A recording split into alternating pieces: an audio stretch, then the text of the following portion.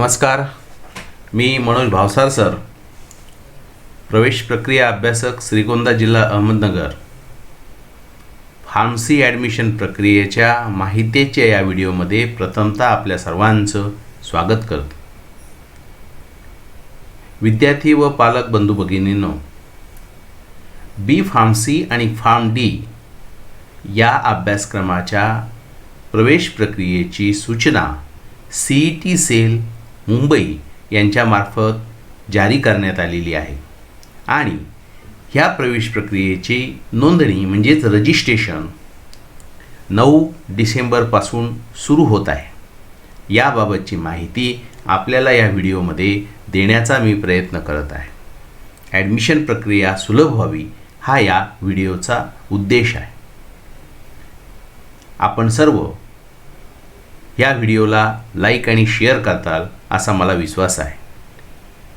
बी pharmacy आणि pharm D ह्या admission प्रक्रियेबाबत आपल्याला काही शंका असेल, काही प्रश्न असतील तर कृपया कॉमेंट बॉक्समध्ये लिहून कळवा. सबस्क्राईब केलेल्या सन्माननीय सर्व सदस्यांच्या प्रश्नांना उत्तरं दिले जातील. चला सुरू करूया बी फार्मसी ॲडमिशन प्रक्रियेबाबत. प्रत्येक व्यक्तीला शेवटपर्यंत आवश्यक असलेला घटक म्हणजे औषध, आणि डॉक्टर म्हटले की औषध आलेच.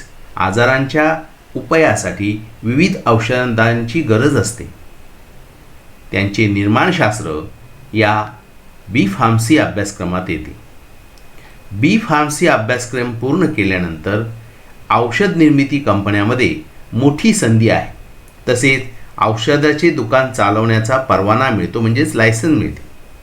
औषध उत्पादन, औषध विक्री, रिसर्च क्षेत्रामध्ये फार्मसीच्या विद्यार्थ्यांना मोठा वाव आहे.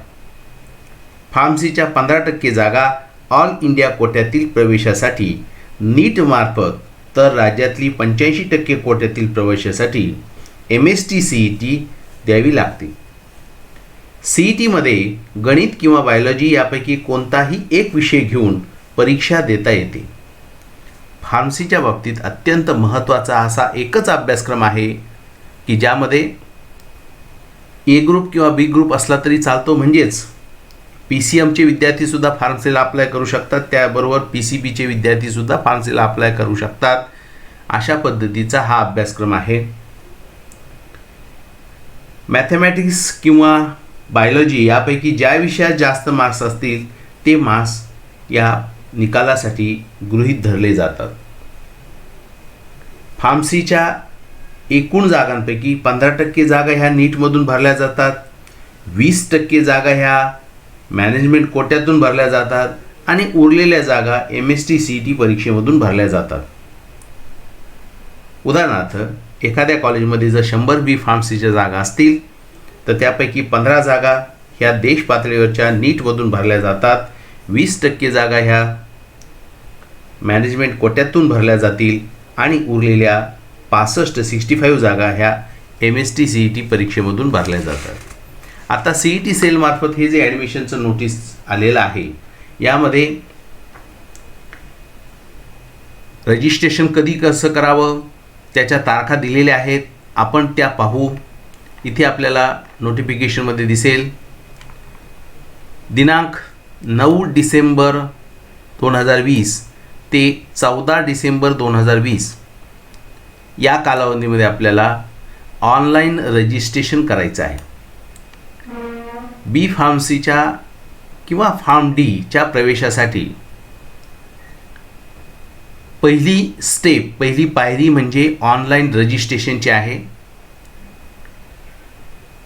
कुठल्याही कॉम्प्युटर इंटरनेट कनेक्टेड असलेल्या कॉम्प्युटर्सद्वारे आपण ही ऑनलाईन नोंदणी करू शकता.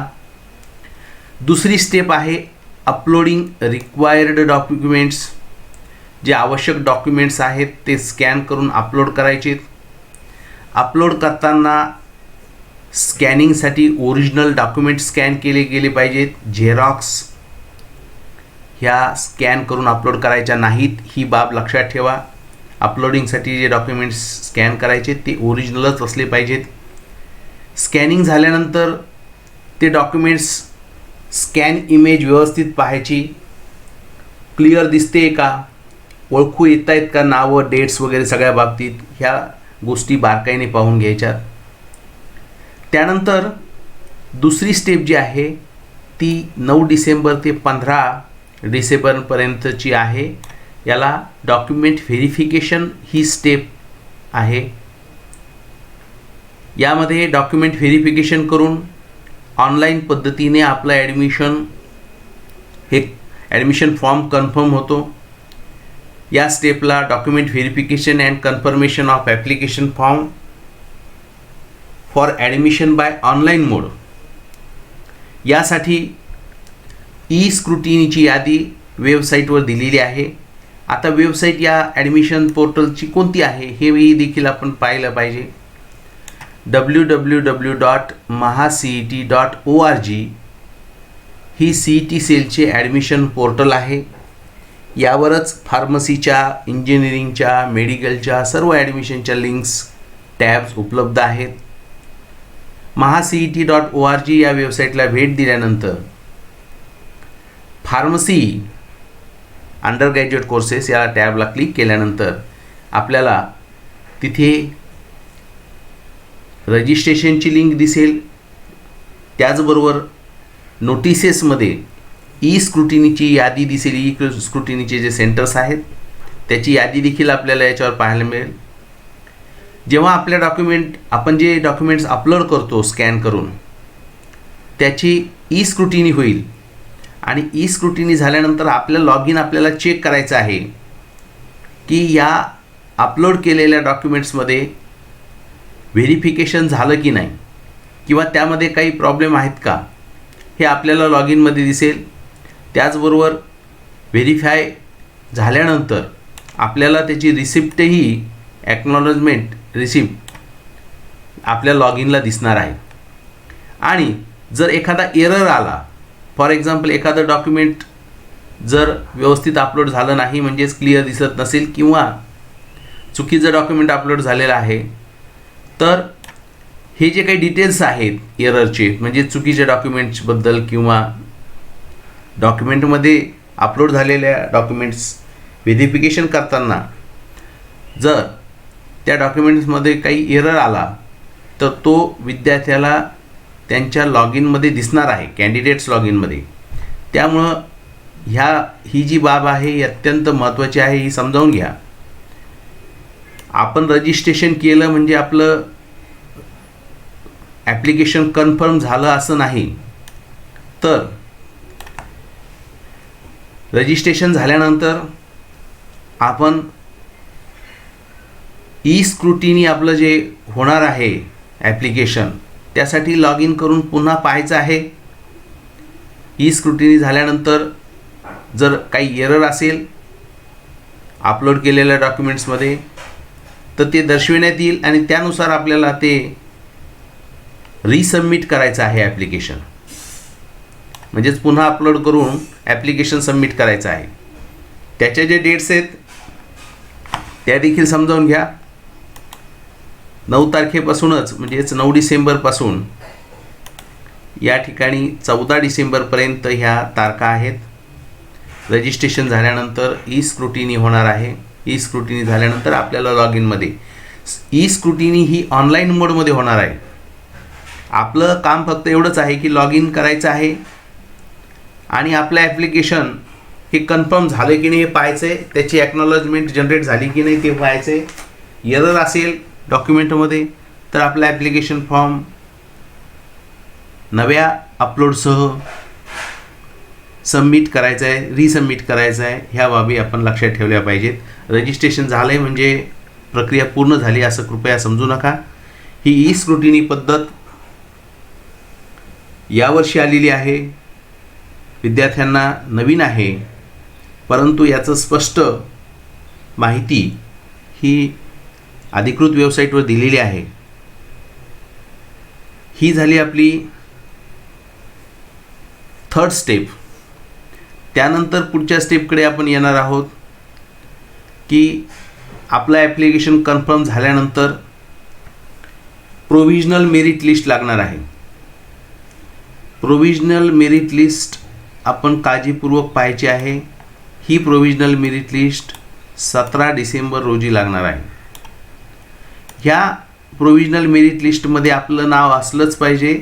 जर प्रोविजनल मेरिट लिस्टमध्ये आपलं नाव नसेल तर पुढच्या प्रक्रियेमध्ये आपण येऊ शकत नाही. म्हणून प्रोविजनल लिस्ट बारकाईने पाहायची आहे. यामध्ये जर काही प्रॉब्लेम असतील तर आपण ग्रीवियन्स सबमिट करू शकतो. त्यासाठी दिलेला वेळ आहे 18 डिसेंबर ते 19 डिसेंबर 5 वाजेपर्यंत. प्रोविजनल मेरिट लिस्टमध्ये आपली कॅटेगरी बरोबर आलेली आहे का, नाव व्यवस्थित आलेलं आहे का, सगळ्या बाबी बारकाईने तपासून घ्यायच्यात आहे. प्रोविजनल मेरिट लिस्ट ही अत्यंत महत्त्वाची आहे.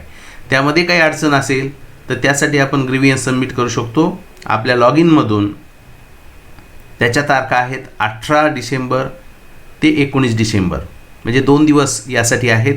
या 2 दिवसात आपण जर ग्रीवियन्स असेल तर सबमिट करायचं आहे आणि दिलेली माहिती आपलं नाव प्रोविजनल लिस्टमध्ये असेल, त्याचबरोबर माहिती प्रोविजनल लिस्टमध्ये आलेली करेक्ट असेल तर आपल्याला ग्रीवियन्स द्यायची काही गरज नाही. पुढच्या प्रक्रियेसाठी आपण येणार आहोत. त्यानंतर ह्या प्रोविजनल मेरिट लिस्टनंतर पुढची प्रक्रिया जी असते ती म्हणजे फायनल मेरिट लिस्ट.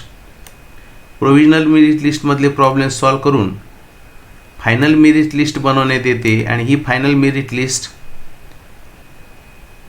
21/12/2020 रोजी म्हणजेच 21 डिसेंबर रोजी जाहीर केली जाणार आहे CET सेलमार्फत. प्रोविजनल मेरिट लिस्टमध्ये जर काही प्रॉब्लेम नसेल तर फायनल मेरिट लिस्टमध्ये देखील काही प्रॉब्लेम येणार नाही. आपलं नाव कॅटेगरी फायनल लिस्टमध्ये आपण पाहून घ्यायचं आणि त्यानंतर सीट मॅट्रिक्स प्रसिद्ध होणार आहे. म्हणजेच आपल्याला फार्मसीसाठी उपलब्ध असलेल्या ज्या जागा आहेत कॅटेगरी वाईज, कॉलेज वाईज, ह्या अत्यंत महत्त्वाच्या आहेत. आत्ताच विद्यार्थी पालक विचारत आहेत की एकूण जागा किती आहेत, कॉलेजेस कोणते आहेत. तर ह्या सगळ्याची माहिती आपल्याला या रजिस्ट्रेशन प्रोसेसमध्ये ऑनलाईन पोर्टलवर CET पोर्टलवर 21 डिसेंबर रोजी येणार आहे.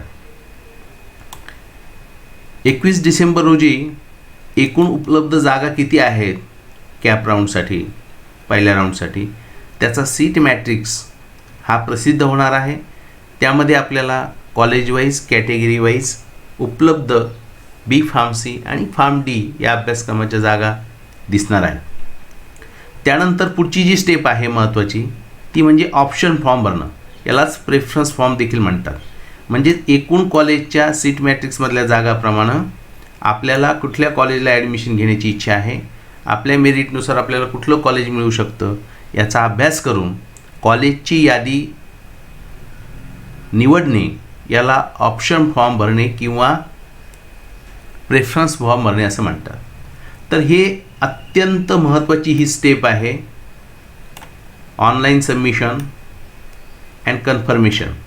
भरलेले जे काही ऑप्शन्स आहेत ते काळजीपूर्वक पाहायचे आहेत आणि त्यानंतर ते कन्फर्म करायचे आहेत. यासाठी जो कालावधी आहे तो 22 डिसेंबर ते 24 डिसेंबर या कालावधीमध्ये आपल्याला प्रेफरन्स फॉर्म म्हणजेच ऑप्शन फॉर्म भरायचा आहे.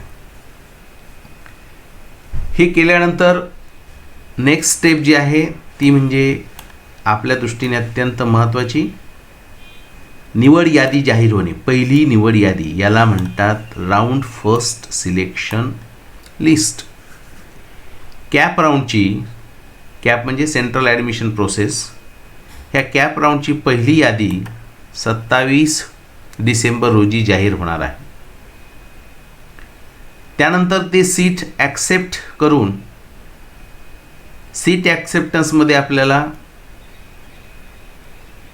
पुढच्या फेरीसाठी यायचं की नाही किंवा मिळालेलं जर अलॉट झालेलं कॉलेज असेल हेच आपल्याला पक्क करायचं असेल तर त्यासाठी ऑप्शन विचारले जातात.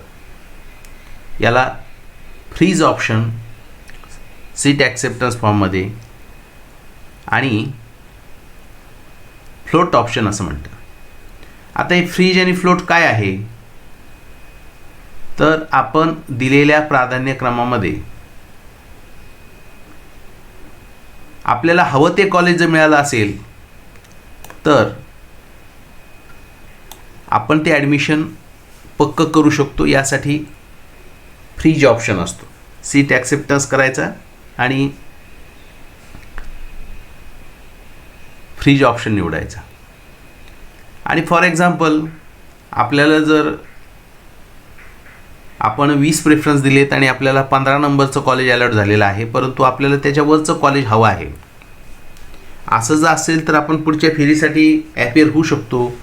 यासाठी फ्लोट ऑप्शन आपण निवडायचं आहे. फ्लोट ऑप्शन निवडून सीट ॲक्सेप्टन्स करून पुढच्या फेरीसाठी वरचं कॉलेज मिळेल की नाही हे आपण पाहता येऊ शकतं. अपग्रेडसाठी आपण पात्र राहतो. आणि जर अपग्रेड झालं नाही, म्हणजे पुढच्या राऊंडमध्ये आपल्याला वरचं सीट मिळालं नाही, तरी देखील पहिल्या राऊंडचं जे काही आपण अलॉट झालेलं कॉलेज आहे ते आपलं ॲडमिशन असतं, म्हणजे ते काही जात नाही. झालं तर अपग्रेड होतं, नाहीतर आहे ते अलॉट झालेलं कॉलेज आपल्याला मिळू शकतं. अशा पद्धतीचा हा फ्रीज आणि फ्लोट ऑप्शन या ॲडमिशन प्रक्रियेमध्ये असतो.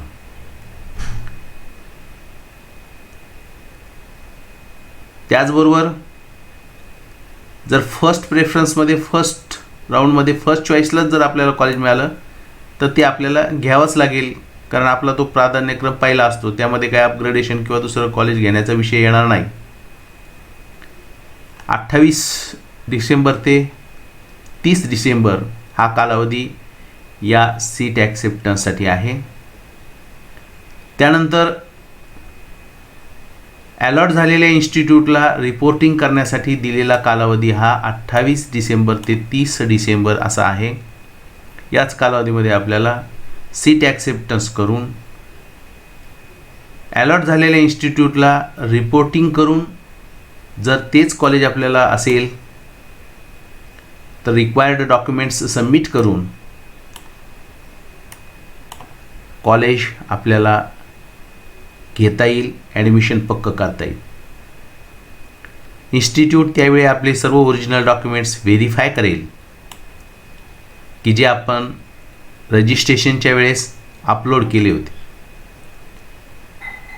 आता ही पहिल्या राऊंडची प्रोसिजर झाल्यानंतर ज्या विद्यार्थ्यांनी अपग्रेडसाठी पुढच्या राऊंडसाठी उतरलेले आहेत किंवा पुढच्या राऊंडसाठी ते विद्यार्थी पात्र झालेले आहेत,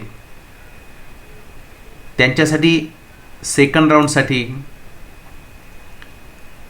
पहिल्या राऊंडमधून शिल्लक राहिलेल्या जागाचा सीट मॅट्रिक्स 31 डिसेंबर रोजी जाहीर होणार आहे.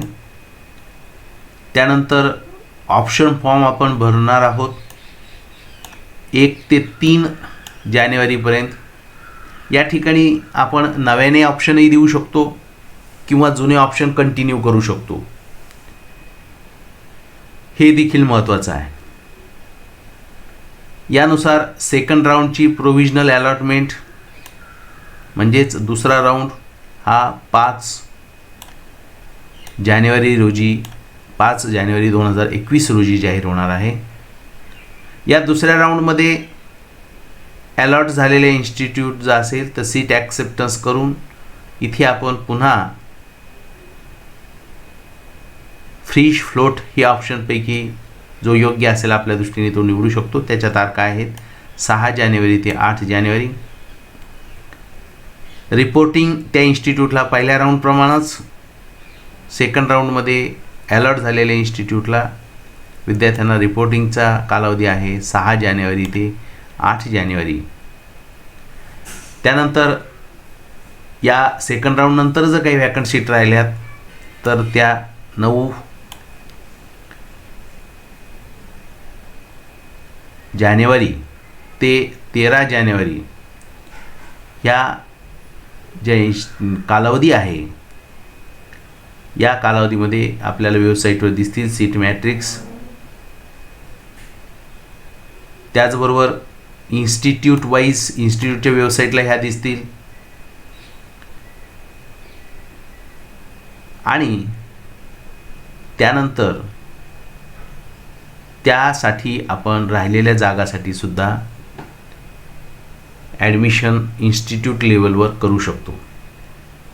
अशा पद्धतीने हा ॲडमिशनचा प्रोग्राम आपण बारकाईने पाहिलेला आहे. फी स्ट्रक्चर एकदा पाहून घ्या. रजिस्ट्रेशनसाठी आपल्याला जी वेबसाईट आहे पुन्हा एकदा मी ती सांगतो, www.mahacet.org या वेबसाईटवर संपूर्ण ॲडमिशन प्रक्रिया आहे. या वेबसाईटला भेट देऊन फार्मसी अंडरग्रॅज्युएट टॅबवरून आपण फार्मसीसाठी रजिस्ट्रेशन करायचं आहे. फी स्ट्रक्चर पाहू आपण. फी जी आहे ती credit card, debit card, net banking याद्वारे ऑनलाईन पद्धतीनेच भरायची आहे. जनरल कॅटेगरी विद्यार्थ्यासाठी 800 रुपये इतकी फी आहे.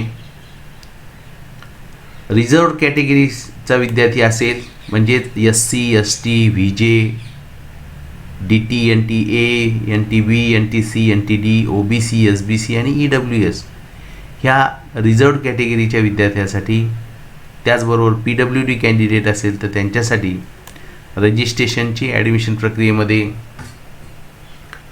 सहभागी होण्याची जी फी आहे ती 600 रुपये इतकी आहे. NRI कॅन्डिडेट असेल तर यासाठी या प्रक्रियेमध्ये भाग घेण्यासाठी 5,000 रुपये इतकी फी आहे.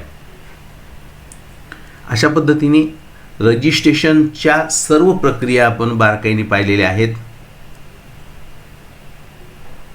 रजिस्ट्रेशनपासून डॉक्युमेंट अपलोड करण्यापासून स्क्रुटिनी, त्याचबरोबर सीट ॲक्सेप्टन्स आणि कॉलेजला ॲडमिशन घेईपर्यंतच्या सर्व प्रक्रियेचा अभ्यास आपण या प्रेझेंटेशनमध्ये केलेला आहे. या व्यतिरिक्त आपल्या काही शंका असतील तर आपण कॉमेंट बॉक्समध्ये लिहून कळवा. आपल्याला निश्चित उत्तर दिले जाईल. अशाच पद्धतीने यानंतर इंजिनिअरिंग आणि ॲग्रिकल्चर संदर्भातील ॲडमिशनच्या प्रक्रियेचे व्हिडिओ माझ्या चॅनलवर लवकरच येत आहेत. अद्यापही ज्यांनी चॅनल सबस्क्राईब केलेला नाही त्यांनी कृपया चॅनल सबस्क्राईब करा. सबस्क्राईब केलेल्या सन्माननीय सदस्यांच्या प्रश्नाला निश्चित उत्तर दिले जातील. व्हिडिओ आपल्याला निश्चित उपयुक्त ठरेल असा आत्मविश्वास मला आहे. धन्यवाद.